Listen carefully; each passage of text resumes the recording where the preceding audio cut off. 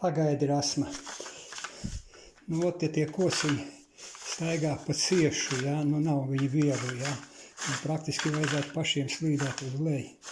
Tad vajag izņemt to zobratiņu un sasmērēt ar kaut kādu, nu vienalga kaut kādu mēbeļu vasku vai, nu, kaut ko tādu, jeb kas ir uz kaut kāda vazelīna bāzes, kaut kāds krēms roku vai kāds. Nu, tūlītās es pielikšu to zobratiņu. Nu, ot, šito zobratiņu jāiesmērē ir.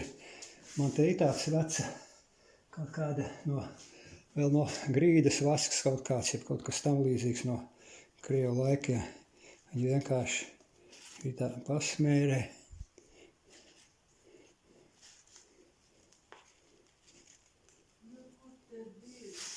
Un tad ar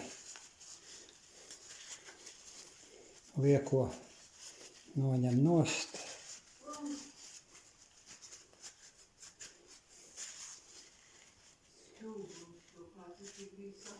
Lieko noņem nost no tā zobratiņa un tālāk ir vienkārši jāsaliek atpakaļ. Nu, lūk, un kad zobratiņš ir sasmērēts, tad viss tas staigā šitā. Pavisam brīvi. Tikai nedrīkst pa daudz smērēt, lai jums nebūs šitie te tauki, nu, kā saka, jūs nepliķot savus dzīs. O tā.